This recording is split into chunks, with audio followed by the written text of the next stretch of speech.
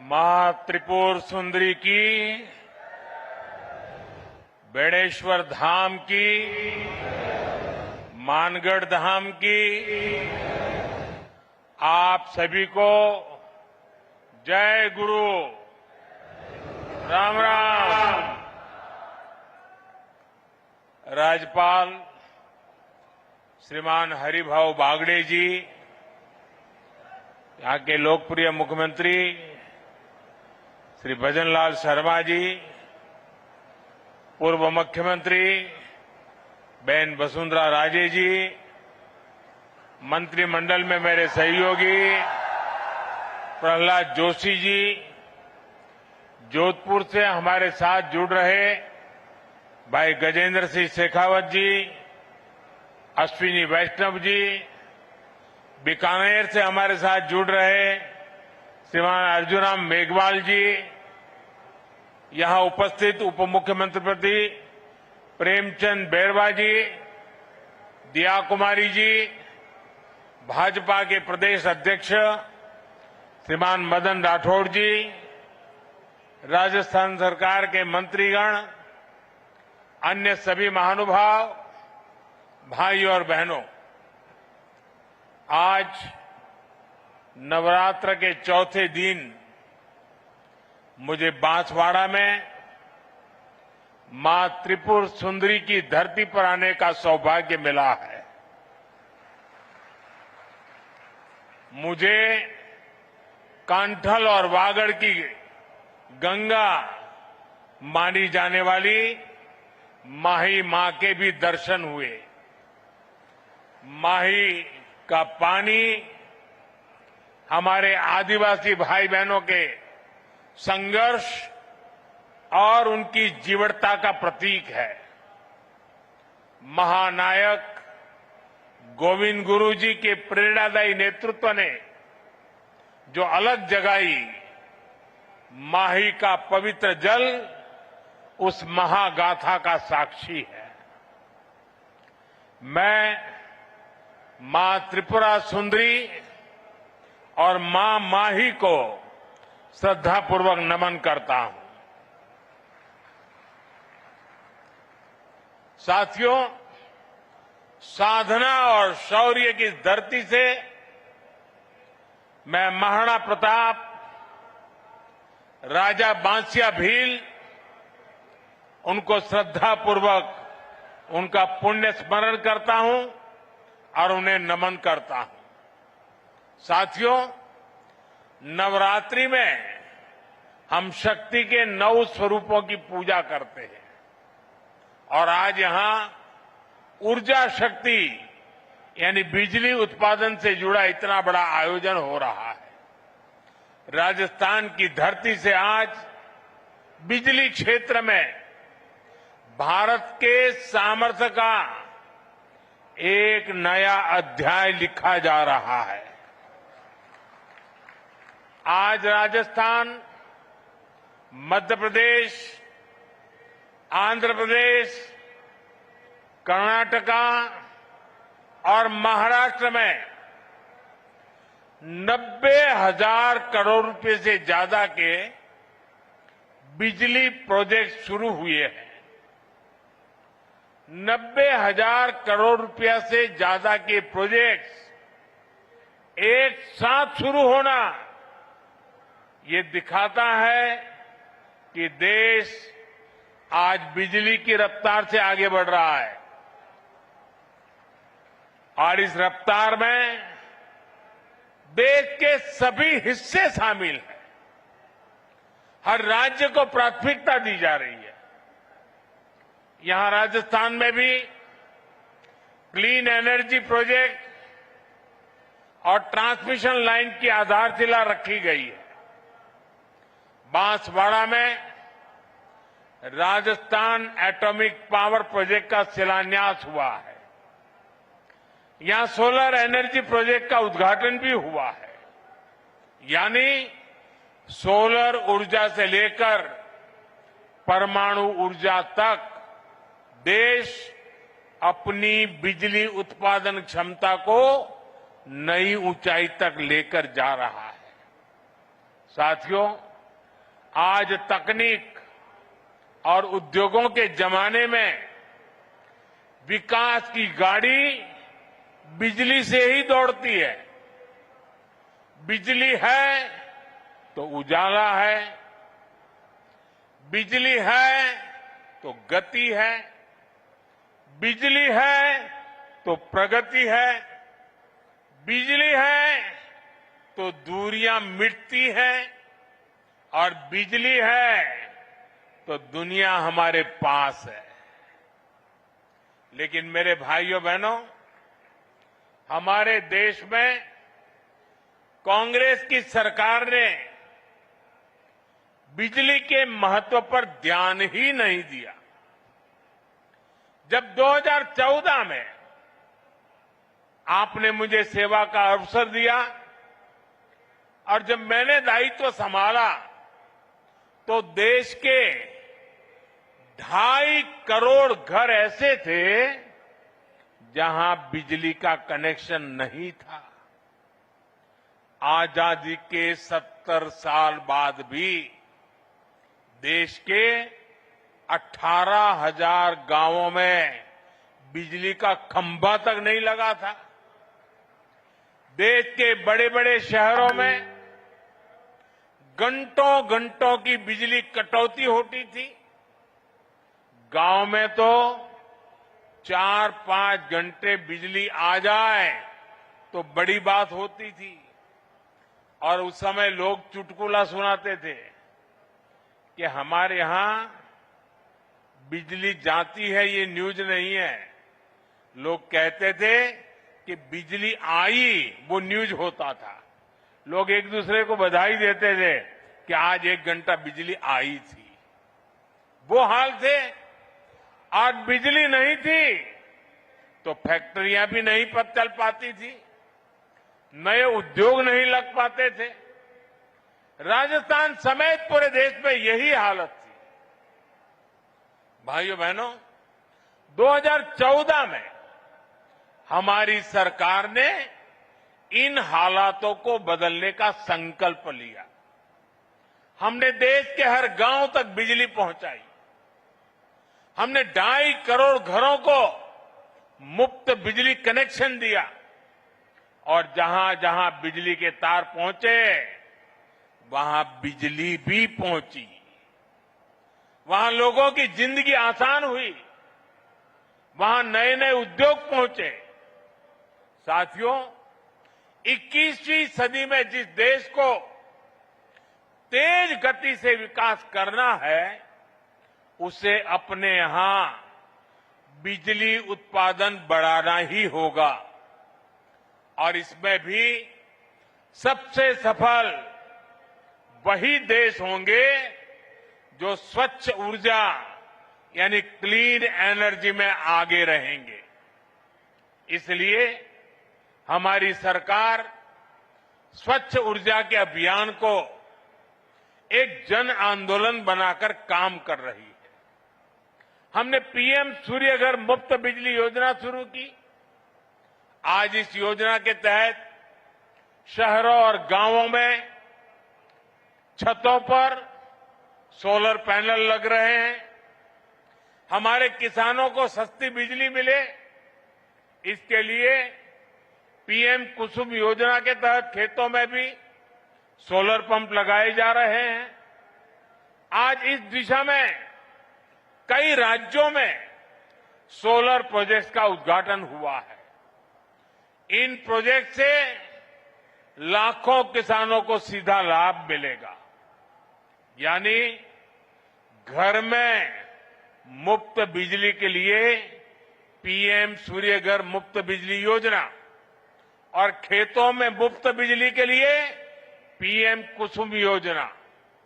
अभी मैं कुछ देर पहले पीएम कुसुम योजना के कई मेरे किसान भाई बहनों से जो इनके लाभार्थी हैं उनसे बात कर रहा था। मैं महाराष्ट्र के भी किसान भाई बहनों से बात कर रहा था और वो अपने जो अनुभव बता रहे थे वो बहुत ही उत्साहवर्धक थे। सौर ऊर्जा से मुफ्त बिजली उनके लिए बहुत बड़ा वरदान साबित हो रहा है। साथियों, आज भारत विकसित होने के लिए तेज गति से काम कर रहा है और इसमें राजस्थान की भी बड़ी भूमिका है। आज यहां राजस्थान के लोगों के लिए 30,000 करोड़ रुपए की अन्य परियोजनाओं को भी शुरू किया गया है। पानी, बिजली, सेहत, इससे जुड़ी इन परियोजनाओं को उससे आप लोगों की सुविधाएं बढ़ेगी। मैंने अभी वंदे भारत समेत 3 नई ट्रेनों को हरी झंडी भी दिखाई है। इस समय देश में रोजगार के नए अवसर पैदा करने का भी बड़ा अभियान चल रहा है। उसी कड़ी में आज राजस्थान के 15,000 युवाओं को सरकारी नौकरियों के नियुक्ति पत्र भी मिले हैं। मैं इन सभी युवाओं को जीवन की इस नई यात्रा की शुभकामनाएं देता हूं। मैं राजस्थान के लोगों को विकास की परियोजनाओं के लिए भी बधाई देता हूं। साथियों, मुझे खुशी है कि आज राजस्थान की भाजपा सरकार राज्य के विकास में पूरी ईमानदारी से जुटी है। कांग्रेस ने राजस्थान को लूटकर जो जख्म दिए उसे भरने का काम हमारी सरकार कर रही है। कांग्रेस सरकार में राजस्थान पेपर लीक का सेंटर बन गया था। जल जीवन मिशन को भी कांग्रेस ने भ्रष्टाचार की भेंट चढ़ा दिया था। महिलाओं पर अत्याचार चरम पर था। बलात्कारियों को संरक्षण दिया जा रहा था। कांग्रेस राज में बांसवाड़ा, डूंगरपुर, प्रतापगढ़ जैसे क्षेत्रों में अपराध और अवैध शराब का कारोबार खूब पनपा। लेकिन जब यहां आपने भाजपा को मौका दिया तो हमने कानून व्यवस्था को मजबूत किया, योजनाओं में तेजी लाए। हम यहां बड़े बड़े प्रोजेक्ट लगा रहे हैं। आज राजस्थान में हाईवेज, एक्सप्रेसवेज का नेटवर्क बिछाया जा रहा है।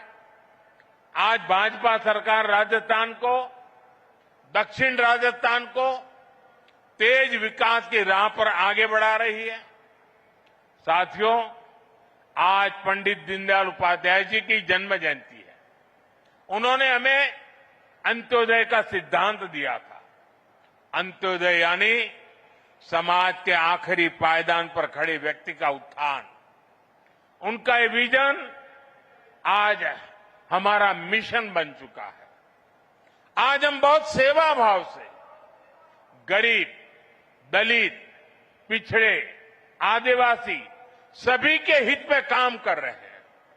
सबका साथ, सबका विकास, इसी मंत्र को लेकर के चल रहे हैं।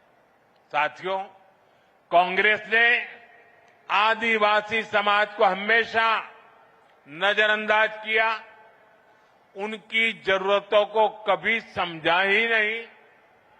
ये भाजपा सरकार है जिसने आदिवासी कल्याण को प्राथमिकता देते हुए अलग मंत्रालय बनाया। जब अटल जी की सरकार आई तब पहली बार आदिवासी मंत्रालय बना।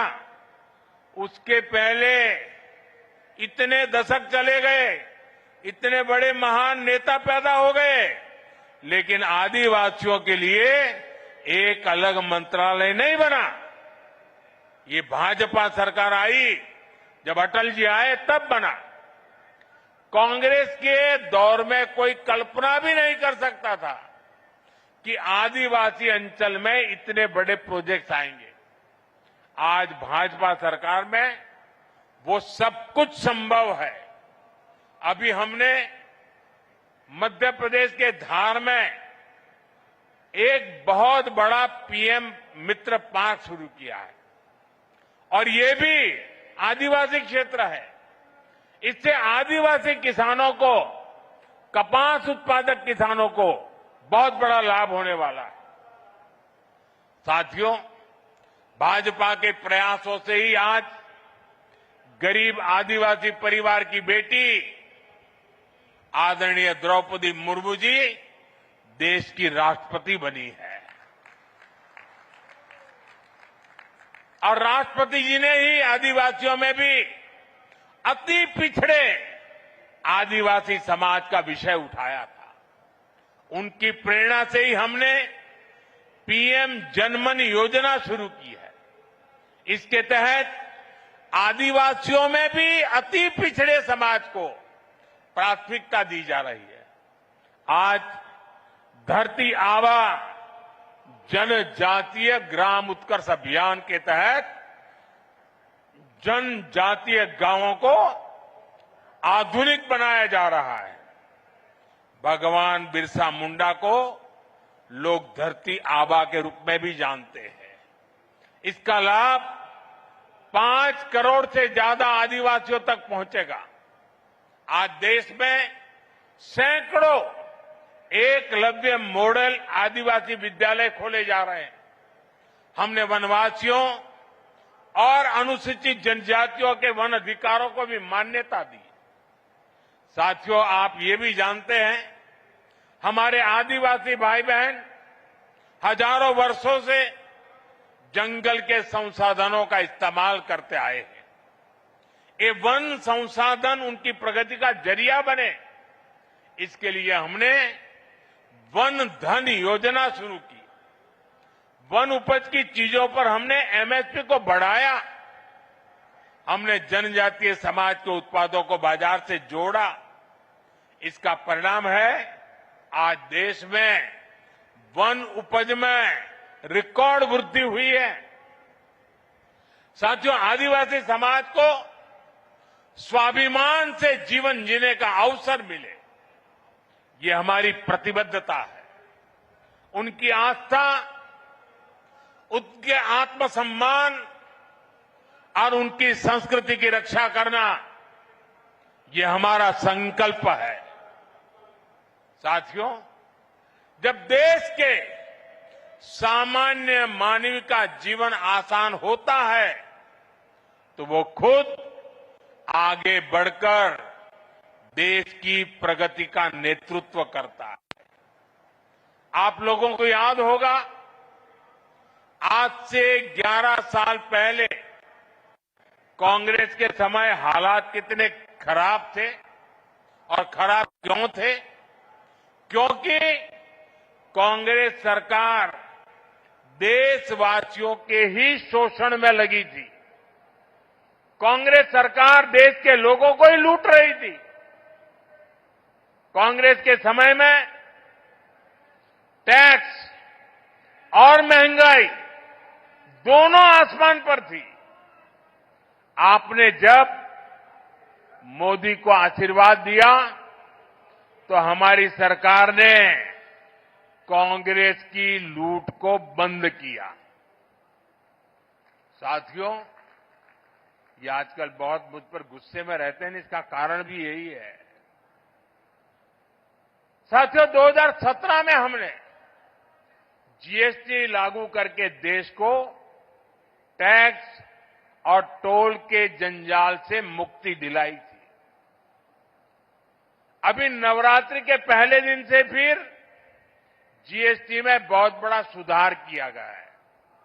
इसका नतीजा ये हुआ है कि आज पूरा भारत जीएसटी बचत उत्सव मना रहा है। हर रोज इस्तेमाल की जाने वाली ज्यादातर चीजें सस्ती हो गई हैं। यहां इतनी बड़ी संख्या में माताएं बहनें आई हैं, और जब मैं अभी जीप में आ रहा था, सब माताएं बहनें आशीर्वाद दे रही थी। घर में माताओं बहनों के लिए रसोई का खर्च कम हो गया है। साथियों, साल 2014 से पहले अगर आप साबुन, शैम्पू, टूथपेस्ट, टूथ पाउडर ऐसे रोजमर्रा के सामान पर अगर आप 100 रुपये की चीज खरीदते थे तब ये 100 रुपये का सामान आपको 131 रुपये का पड़ता था। सामान 100 का और देना पड़ता था 131 रुपया। और 2014 के पहले की बात कर रहा हूं, जो आजकल बयान बहादुर भांति भांति के झूठ फैला रहे हैं ना, यानी कांग्रेस सरकार 100 रुपये की खरीद पर 31 रुपये टैक्स लेती थी। 2017 में जब पहली बार हमने जीएसटी लागू किया तो यही 100 रुपये का सामान सिर्फ 18 रुपये बढ़े और 118 रुपये में आने लगा। यानी कांग्रेस सरकार से भाजपा सरकार आते आते 100 रुपये पर 13 रुपये की बचत हुई। अब 22 सितंबर को हम दोबारा जीएसटी को रिफॉर्म किया। जीएसटी रिफॉर्म के बाद जो 14 के पहले 100 रुपये का 131 रुपया देना पड़ता था, अब 100 रुपया में सिर्फ 5 रुपया टैक्स लगता है, सिर्फ 105 रुपया देना पड़ता है। कहां 31 रुपया और कहां 5 रुपया? यानी कांग्रेस के जमाने की तुलना में आज आपको 100 रुपये की खरीदारी पर 26 रुपये की बचत हो रही है। माताएं बहनें तो महीने के बजट का पूरा हिसाब रखती है। हम हिसाब से तो दर महीने अब आपको सैकड़ों रुपये की बचत होने वाली है। साथियों, जूते चप्पल तो सबकी जरूरत होते हैं। कांग्रेस के राज में अगर आपको 500 रुपये का जूता खरीदना होता था तो वो 575 रुपये का आता था। यानी 500 का जूता और बिल आता था 575। यानी कांग्रेस 500 रुपये के जूते पर 75 रुपये का टैक्स आपसे वसूलती थी। हमने जीएसटी लागू किया तो टैक्स 15 रुपया कम हो गया।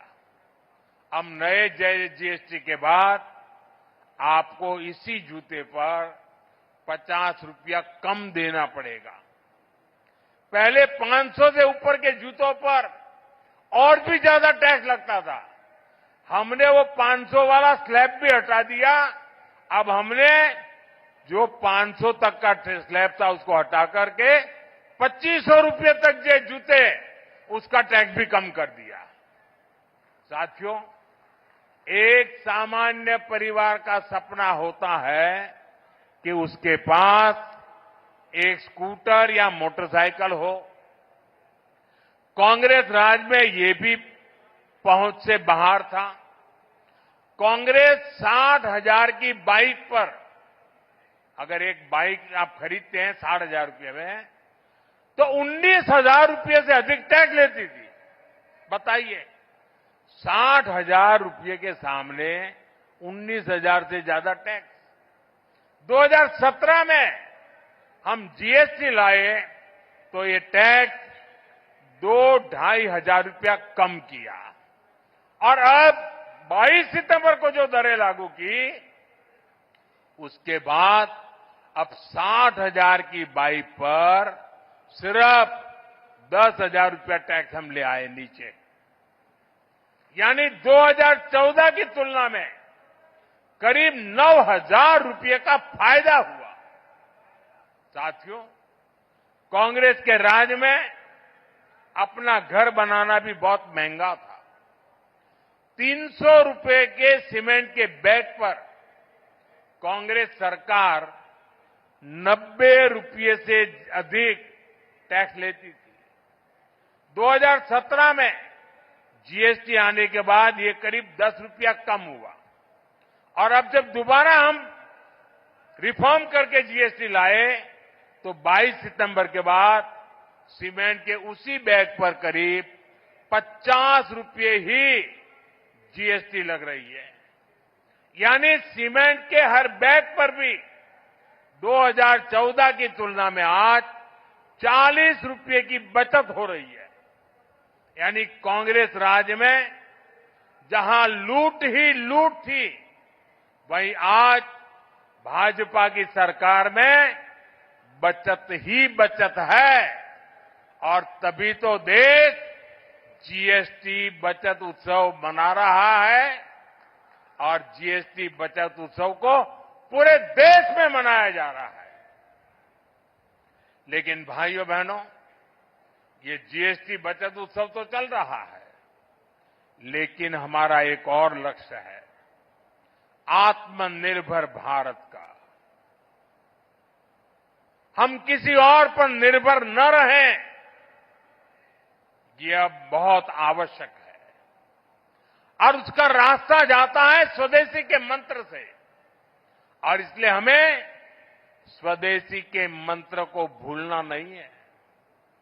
मैं आप सबसे आग्रह करूंगा, और राजस्थान में और देश के कोने कोने में जो लोग मुझे सुन रहे हैं, उन सबसे भी आग्रह करूंगा, खास करके मेरे दुकानदार व्यापारियों से आग्रह करूंगा, हम जो बेचेंगे वो स्वदेशी ही बेचेंगे।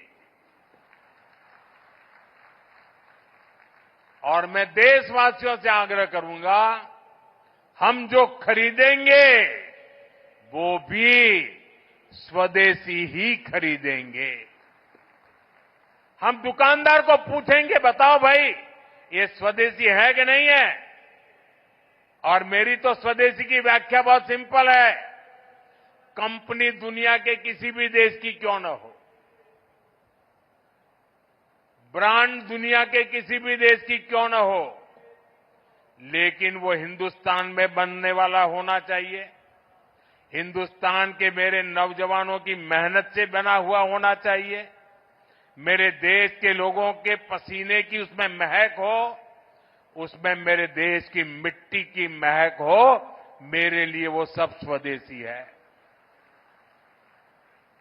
और इसलिए मैं सभी व्यापारियों को कहता हूं, दुकान पे एक बोर्ड लगाइए, गर्व से कहो ये स्वदेशी है।